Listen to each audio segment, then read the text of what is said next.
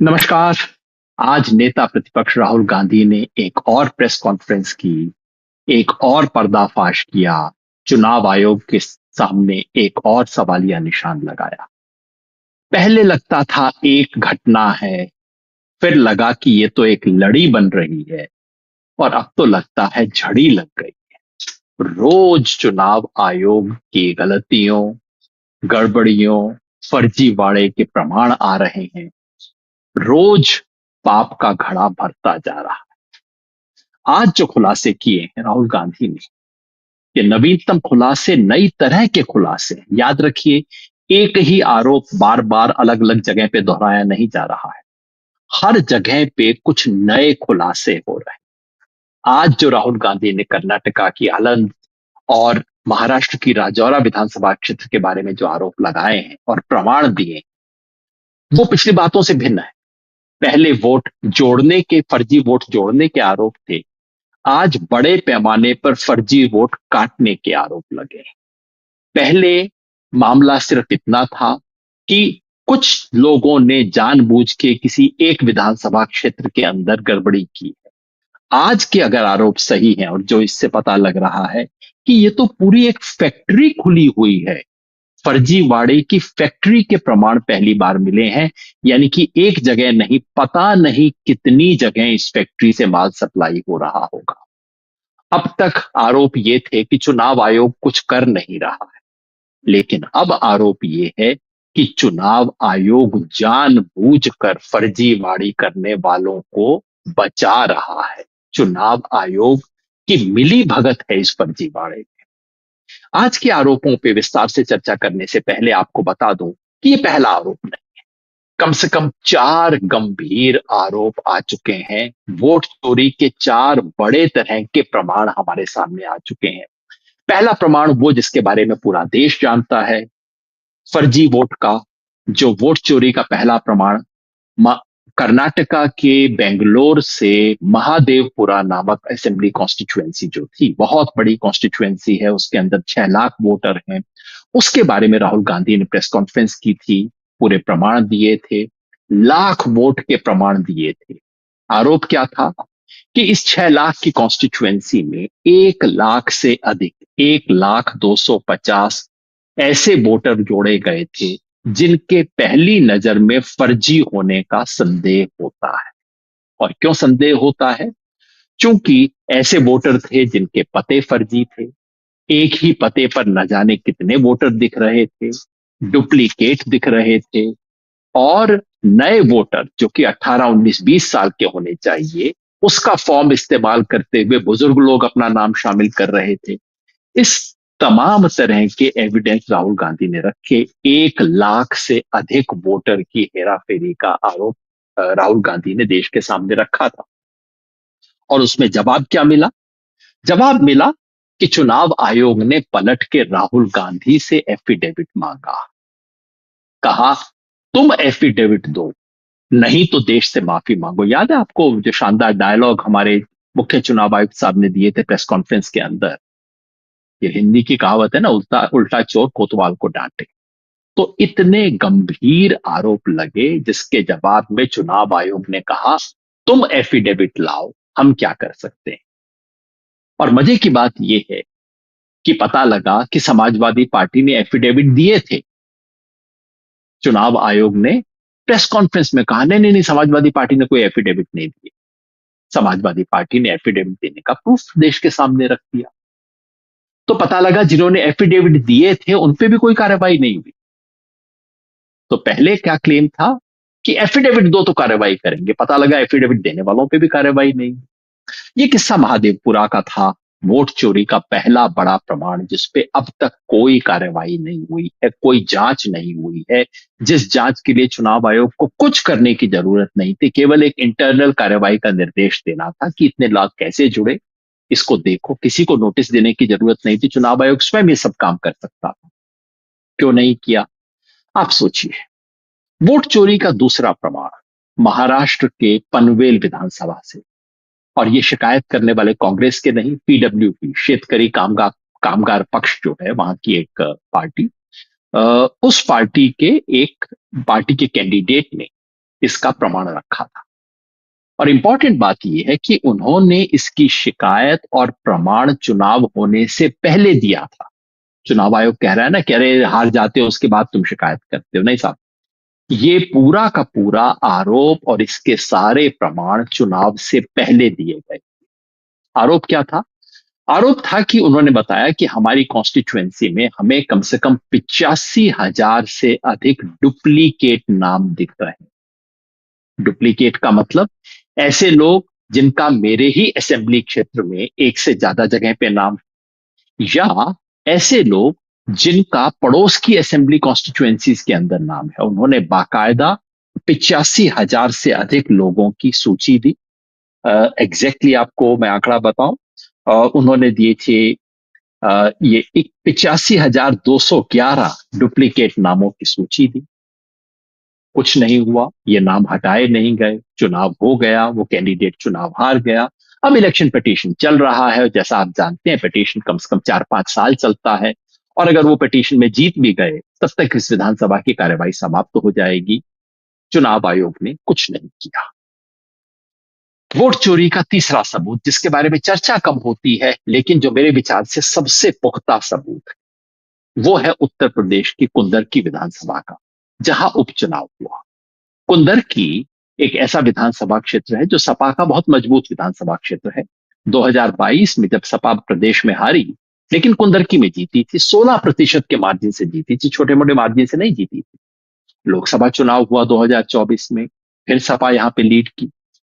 लेकिन लोकसभा चुनाव के बाद यहां विधानसभा का उपचुनाव हुआ, और देखिए उपचुनाव के अंदर क्या अजब गजब खेल हुआ, सब कुछ पलट गया।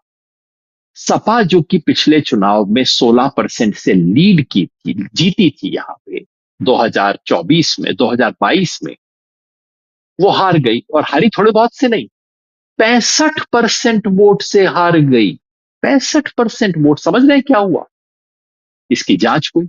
जांच करने पे क्या पता लगा? ये इलाका है, ये कॉन्स्टिट्यूएंसी है जिसमें मुसलमानों की संख्या बहुत ज्यादा है।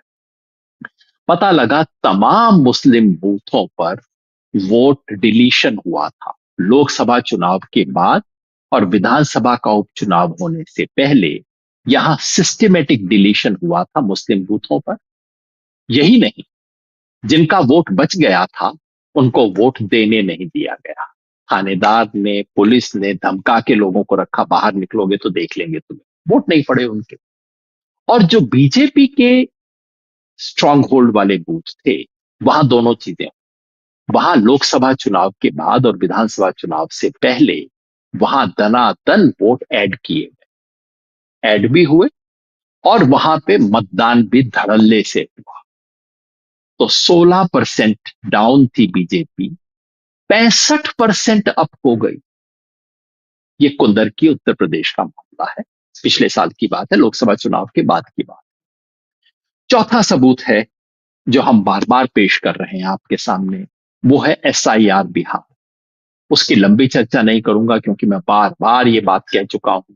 आपको सामने सिर्फ 4 बात रखना चाहता हूं।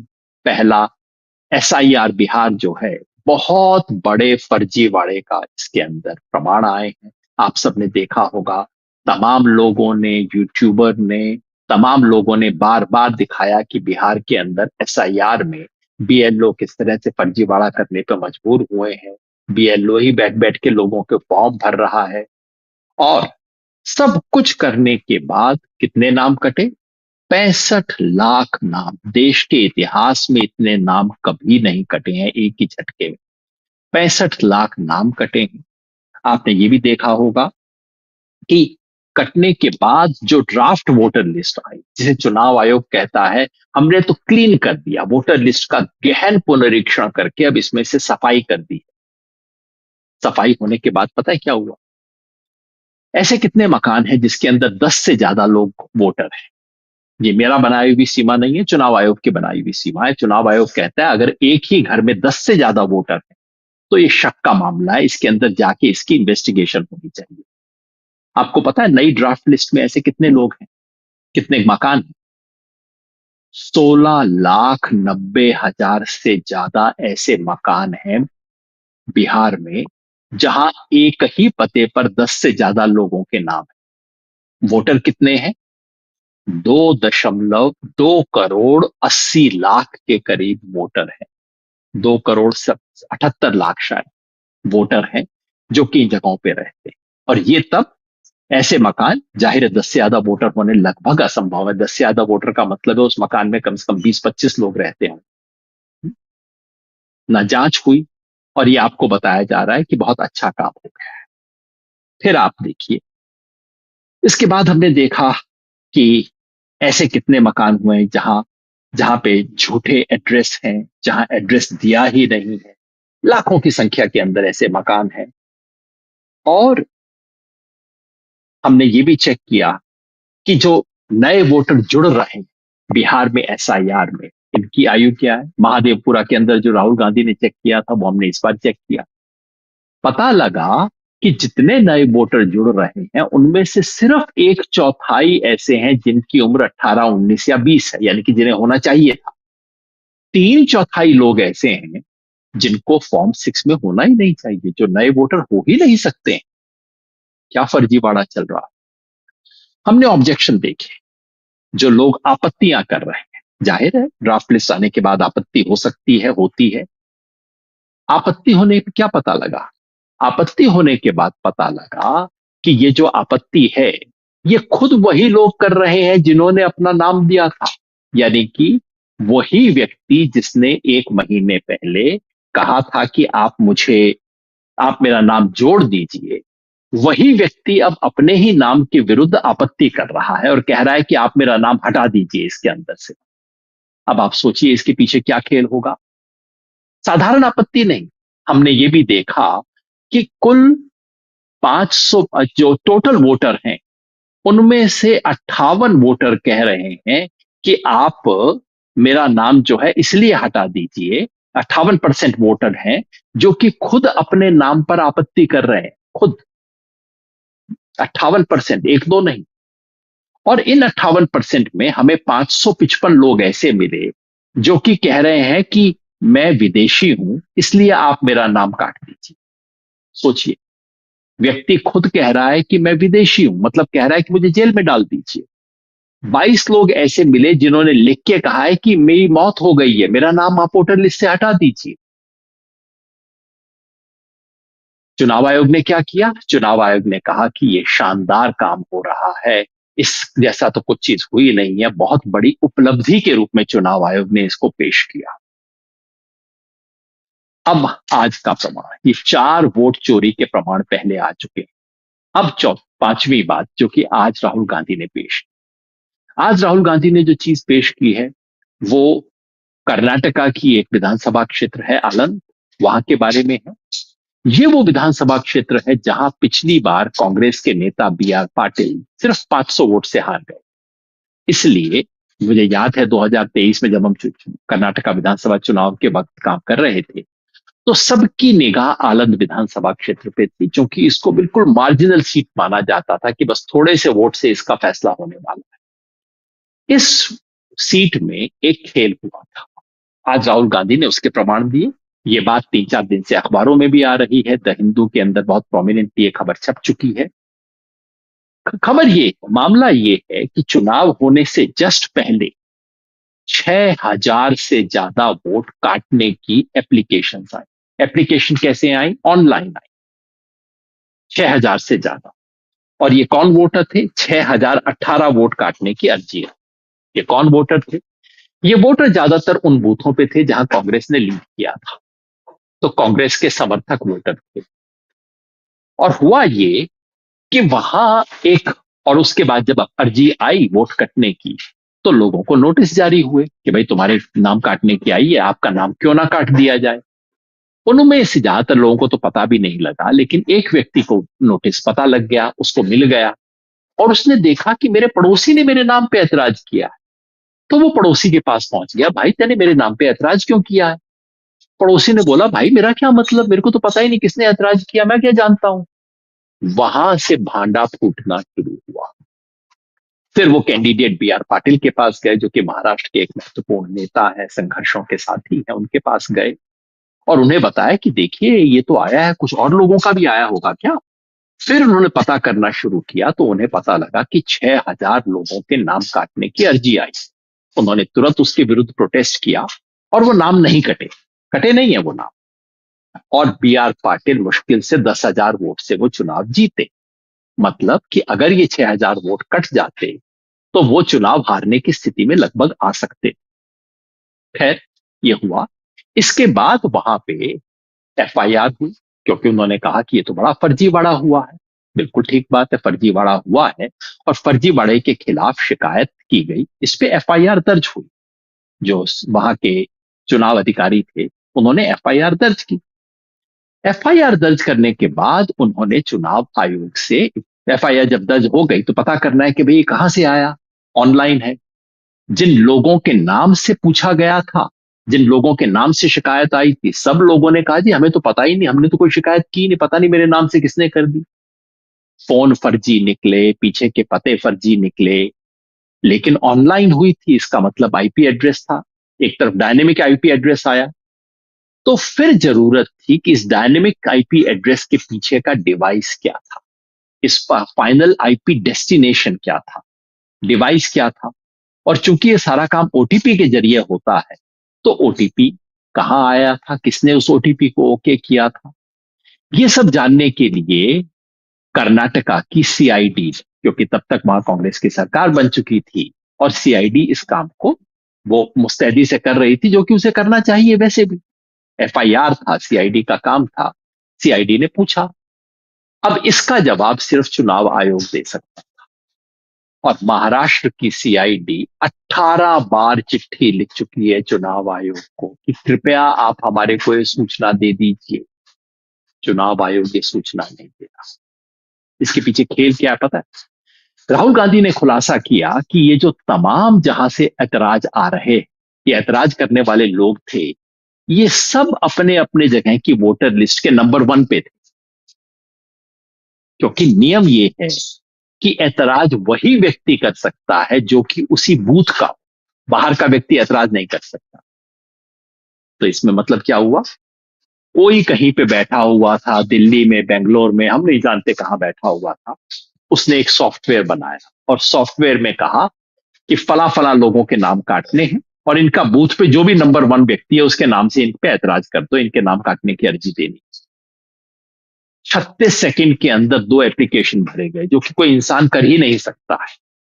तो राहुल गांधी ने आज पहली बार यह प्रमाण दिया कि ये जो खेल हो रहा था, ये खेल किसी सॉफ्टवेयर के जरिए पीछे से खेला जा रहा था। सॉफ्टवेयर के जरिए कौन ये खेल खेल रहा था, इसका पता तभी लगेगा जब आपको डेस्टिनेशन आईपी एड्रेस पता लगेगा, जब आपको उसके पीछे का फोन नंबर पता लगेगा, ओटीपी किसको मिला, किसने उसको हैंडल किया, ये पता लगेगा, और किस डिवाइस से ये सारा काम किया गया ये पता लगेगा। लेकिन ये डिवाइस बताएंगे नहीं। चुनाव आयोग ने अब तक नहीं किया। तो मामला अब तक सिर्फ ये था कि चुनाव आयोग को कार्रवाई करनी चाहिए थी, चुनाव आयोग ने जांच नहीं की, कार्रवाई नहीं की। यहां तो चुनाव आयोग की मिली भगत का प्रमाण मिल रहा है कि चुनाव आयोग जानबूझकर बैठा हुआ है। अब चुनाव आयोग का जवाब आ गया है, औपचारिक नहीं है। चुनाव आयोग के सारे जवाब आजकल सूत्रों के जरिए आते हैं, मेरे ख्याल में सूत्रों के जरिए है, लेकिन मैंने खुद नहीं देखा, हो सकता है औपचारिक। जवाब क्या है? चुनाव आयोग कहता है, 2 तरह के जवाब देता है। आपने वैसे एक चुटकुला सुना? कोर्ट में वकील एक आदमी जज से, जज साहब ने एक आदमी से पूछा कि अरे तुमने इस आदमी को डंडे से मारा था? तो जज के सामने उस आदमी ने जवाब दिया, सर मेरे को 2 बात कहनी है। नंबर 1, तो मैं उस दिन शहर में था ही नहीं, मैं तो अपने रिश्तेदार के घर में था। तो जज ने कहा ठीक है, दूसरी बात क्या है? सर दूसरी बात यह है कि पहला थप्पड़ तो इसी ने मेरे को मारा था। आप समझ रहे? इसी का जवाब एग्जैक्टली यही। इसी कहता है कि देखिए ऑनलाइन तो हेराफेरी हो ही नहीं सकती, ऑनलाइन तो डिलीशन हो ही नहीं सकता। और दूसरा कहता है लेकिन एफआईआर तो हमने ही दर्ज करवाई थी ना इसके पीछे। अरे भाई, अगर कोई हेराफेरी थी नहीं तो आपने एफआईआर क्यों दर्ज करवाई? और अगर एफआईआर दर्ज करवाई तो आप काम क्यों नहीं कर रहे हैं? तो कहते हैं ऑनलाइन डिलीशन हो नहीं सकता। हुजूर, किसको आप उल्लू बना रहे हैं? डिलीशन कोई भी व्यक्ति बाहर से नहीं कर सकता, डिलीशन तो इलेक्शन कमीशन ही करेगा। ऑनलाइन एप्लीकेशन हो सकता है कि नहीं? हो सकता है। इस केस में ऑनलाइन एप्लीकेशन आया था कि नहीं? आया था, आपकी खुद एफआईआर से स्पष्ट है। क्या चुनाव आयोग ने डिलीशन की कार्रवाई शुरू की थी कि नहीं? की थी, लोग खुद अपने मुंह से बोल रहे हैं कि हाँ, शुरू हुई थी। लेकिन बाद में चूंकि बी आर पाटिल ने समय पे पकड़ लिया, इसलिए रुक गई। तो किसको आप उल्लू बना रहे हैं ये कह के कि ऑनलाइन हो नहीं सकता?